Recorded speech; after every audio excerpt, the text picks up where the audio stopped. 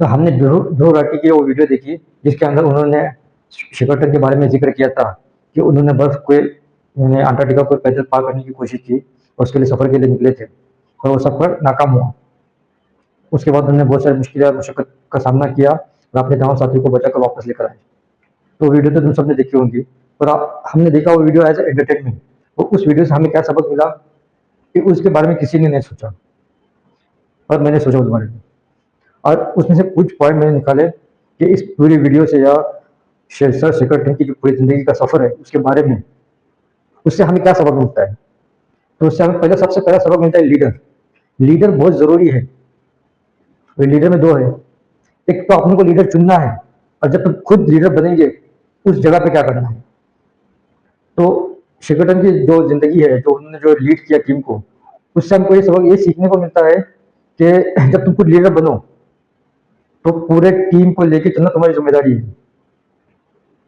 हार जीत जो भी कुछ हो वो पूरी जिम्मेदारी लीडर की होती है। लीडर ही टीम के हार और जीत का जिम्मेदार है। अरे हारो भरे जीतो। दूसरा, हर मुश्किल और आसान फैसले लीडर को लेने हैं। लीडर से बोलने में लीडर नहीं होता है कि बस बोल दिया कि मैं लीडर हूँ, या लीडर ने ये काम करा है, किसी को हुक्म दिया तो तुम ये कर दो, एक तुम करे दो। इतना काम लीडर का नहीं है। वो काम उसको क्यों दे रहा है, किस वजह से दे रहा है, ये डिसीजन लेना लीडर का काम है। लीडर एक छोटी मोटी जिम्मेदारी नहीं है। लीडर एक बनना एक बहुत बड़ी जिम्मेदारी है। इसके लिए लीडर, दूसरा बात यह है कि जब तुमको लीडर चुनना है किसी को, तो उस वक्त भी बहुत ध्यान देना पड़ता है कि तुम जिस चीज को या जिस इंसान को तुम लीडर चुन रहे हो उसमें क्या खूबियां हैं, क्या उसको लीडर बनने की उसके अंदर खूबियां है, उसकी mental power, decision making power उस लेवल की है कि वो तुम्हारा लीडर, तुम्हारा गुरु बन सकता है। तो याद रखो, जिंदगी में लीडर बनना हो या लीडर चुनना हो, बहुत सोच समझ के और ध्यान से लीडर चुनो। जब लीडर बन जाओ तो अपना टीम का पूरा पूरा ध्यान रखो, जैसे सर शेखरटन ने रखा था। खुद को खतरे में डाल के टीम को बचाने के लिए वापस आए थे। उस वीडियो से हमें दूसरा सबक क्या मिलता है? दूसरा सबक ये मिलता है कि कभी हार मत मानो। हिम्मत हिम्मत ये नहीं है कि डर नहीं लगना है, डर को खत्म करना, इस चीज को हिम्मत नहीं कहते। हिम्मत कहते हैं, बहादुरी कहते हैं उस चीज को कि डर लग रहा है उसके बावजूद भी किसी चीज को कर गुजरना। जैसे कोई मुश्किल आ गई, डर तो सबको लगता है, ये एक नेचुरल चीज है डर लगना, पर डर लगते हुए किसी चीज को कर जाना, उस चीज को कहते हैं हिम्मत। जैसे उनकी कश्ती तूफान में फंस गई, बर्फ से टकरा गई, टूट गई। डर तो सबको बावजूद लगा ही होगा, मगर उस डर लगने के बावजूद भी उन्होंने बर्फ के टुकड़े पर अपनी जिंदगी कुछ दिन उधर गुजारे, खाना पकाया, खाना बनाया, खाया। उस वक्त में भी सबके दिल को संयम से रखा।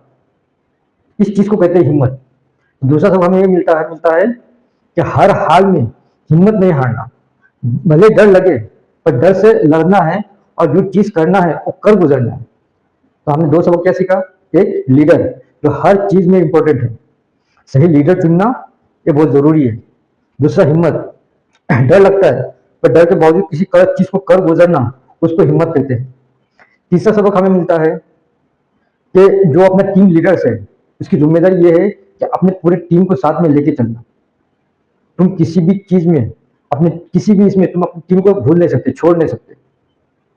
जब तुम्हारा एक ग्रुप है तो सबको साथ में लेके चलना बहुत जरूरी है, जैसे सर शेखरटन ने किया, अपनी पूरे टीम को साथ में लेके चले। ये तीन सबक हमें मिलते हैं। हमें उस वीडियो से या शेखरटन की जिंदगी से तीसरा जो सबक मिलता है वो ये है कि कभी भी हार नहीं मानना। जो हार गया वो खत्म, उसका कुछ नहीं हो सकता। पर जो लड़ गया उसके पास उम्मीद है, चांस है कि वो जीत सकता है। जैसे कि शेखरटन ने किया, जब वो फंस गए एक बर्फ के टुकड़े पे थे, तो उसके पास दो रास्ते थे, या तो हार मान के उधर ही बैठ जाए और किसी का आने का इंतजार किए, या तो दूसरा, खुद से जद्दोजहद करके कुछ कोशिश करके अपनी टीम को बचाए। उन्होंने दूसरा रास्ता चुना, कोशिश करने का। वो खुद अपने 5 साथियों के साथ एक छोटी सी नाव में बैठ के पूरा सफर करके वापस चले गए, और वहां से अपने पूरे साथियों को बचाने के लिए रेस्क्यू टीम लेकर आए। ये हमारे को तीसरा सबक उनसे यही मिलता है कि कभी भी हार नहीं मानना चाहिए, लड़ते रहना चाहिए। जो हार मान लिया उसका गेम उधर ही खत्म है। जिसने कोशिश की तो उसके बाद चांसेस है कि वो जीत सकता है। हमें अब अगला सबक उससे, उनके जो जिंदगी से जो सीखने को मिलता है वो उम्मीद। कभी भी उम्मीद मत छोड़ो, उम्मीद असल है। हमें उनकी जिंदगी से जो अगला सबक मिलता है वो है साथ देना। एक दूसरे का साथ देना, ये भी एक बहुत ज़रूरी चीज़ है कि हमें एक दूसरे का साथ देना ज़रूरी है। जब कोई हमारा दोस्त कोई मुसीबत में फंसा हुआ हो तो हमें उसकी मदद करना चाहिए। क्यों? क्यों कहते हैं ना, जैसा तुम करोगे वैसा तुमको मिलेगा। जब तुम किसी का साथ दोगे, किसी की मदद करोगे, वो मदद तुम्हारे लिए लौट के आती है। जैसा शेखरटन के जो साथी थे, उन सब ने शेखरटन का साथ दिया हर हाल में। जैसा उन्होंने कहा, जिस आदमी को जो चीज़ करने को कहा वो उन्होंने किया।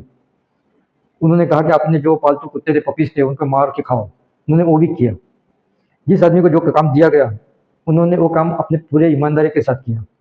क्यों? क्योंकि उनका यही था कि शेखरटन का पूरा पूरा साथ देना। अपने को भी यही करना है जिंदगी में। जब कोई अपना दोस्त या कोई चीज मुसीबत में हो तो हमें उनका साथ देना है, उनका मजाक नहीं उड़ाना है और उनसे डर के भी नहीं भागना है, बल्कि उनका साथ देना है। तो साथ देना ये बहुत जरूरी है। ये इनकी जो पूरी जिंदगी जो वाकयात है उससे हमें एक सबक मिलता है। क्या? कि प्लान, जो हम प्लानिंग करते हैं उसी के ऊपर अटल रहना जरूरी नहीं है। जब हालात, जब वक्त बदल जाते हैं ना, तो हमें प्लानिंग भी चेंज करनी पड़ती है। उनका प्लान क्या था? अंटार्कटिका को पैदल पार करना। पर जब वो फंस गए, जब उनका जहाज टूट गया, एक बर्फ के टुकड़े पे वो रह गए, तो उन्होंने अपना प्लान चेंज किया। अब उनका मकसद वो नहीं था कि अंटार्कटिका को पैदल पार करना है, उसके लिए जद्दोजहद करो ना। अब उनका मकसद बदल गया, प्लानिंग बदल गई और उनका मकसद बन गया कि अपने साथियों को जिंदा वापस लेके जाना है।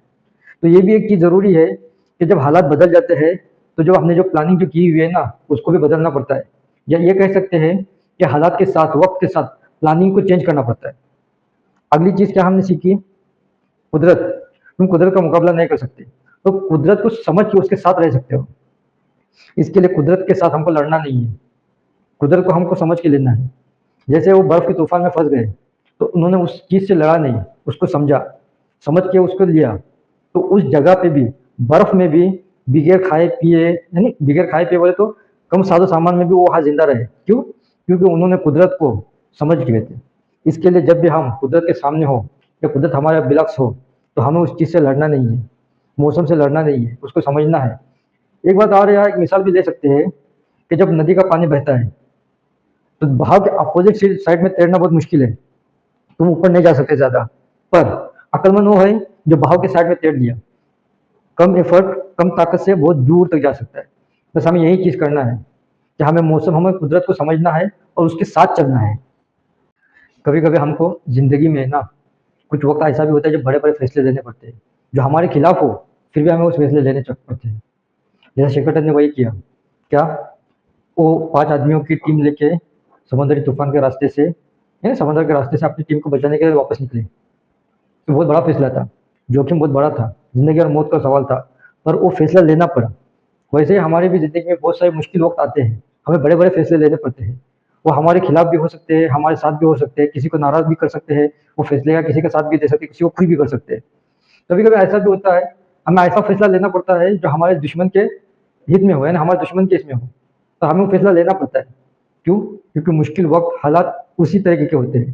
तो हमें इनके इस कहानी से, इनके इस वाक़ये से ये भी सबक मिलता है कि कभी कभी मुश्किल वक्त में बड़े फैसले लेने पड़ते हैं। अगर आपको ये हमारी वीडियो पसंद आ गई हो तो उसको लाइक, शेयर और कमेंट करना।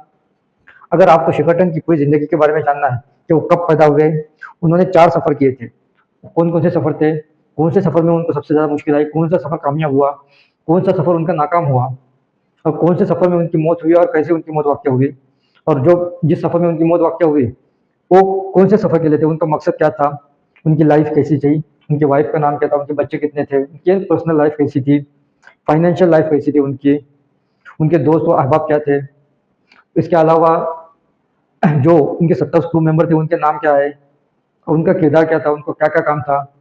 अगर ये सब तुम्हें जानना है तो कमेंट में मोर करके लिखिए। अगर कमेंट में 100 से ऊपर अगर मोर आ गए, यानी मोर देन लाइक दैट ऐसे कमेंट आ गए, तो मैं उनकी पूरी ज़िंदगी के बारे में और भी आपको तफसील में बताऊंगा। Thank you for watching.